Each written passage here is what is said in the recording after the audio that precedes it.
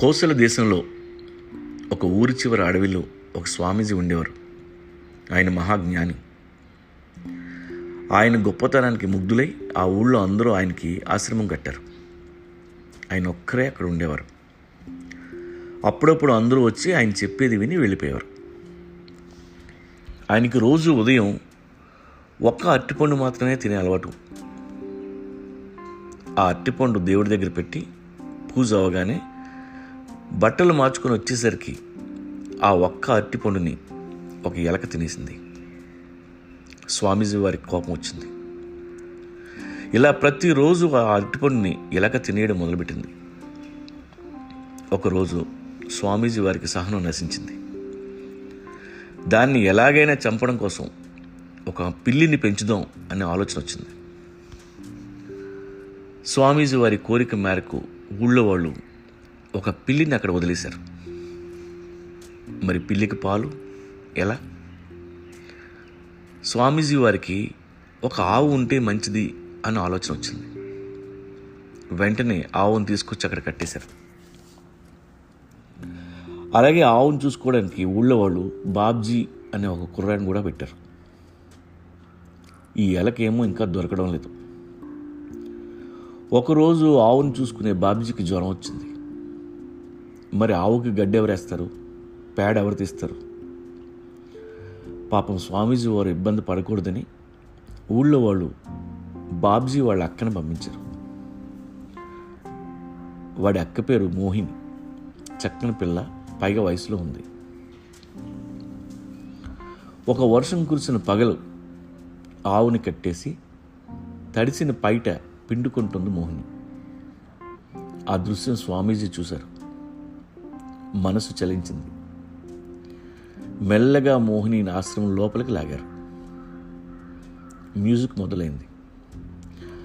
ఆ రోజు నుండి అప్పుడప్పుడు వాళ్ళ తమ్ముడికి జ్వరం వచ్చినా రాకపోయినా మోహిని మాత్రం ఆశ్రమానికి వస్తూ పోతూ రహస్యంగా స్వామీజీ వారికి సేవలు చేసుకున్నది.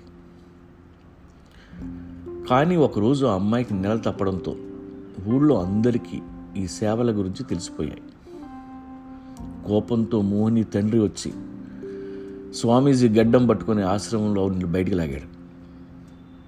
అందరూ వచ్చి పెద్ద గొడవ చేసి ఆ పిల్లని స్వామీజీకి ఇచ్చి అదే రాత్రి పెళ్లి చేసేశారు. శోభనం రాత్రి ఈ బాబ్జీ గాడు ఆశ్రమం బోర్డు పీకేశాడు. 4 రోజుల తర్వాత మోహిని, వాళ్ళ అమ్మ, నాన్న, తమ్ముడు బాబ్జీ ఆశ్రమానికి షిఫ్ట్ అయిపోయి అందరూ అక్కడే ఉంటూ పక్కనే ఉన్న 4 ఎకరాల్లో వ్యవసాయం చేసుకుంటూ స్వామీజీని పెదకాపుని చేసేశారు.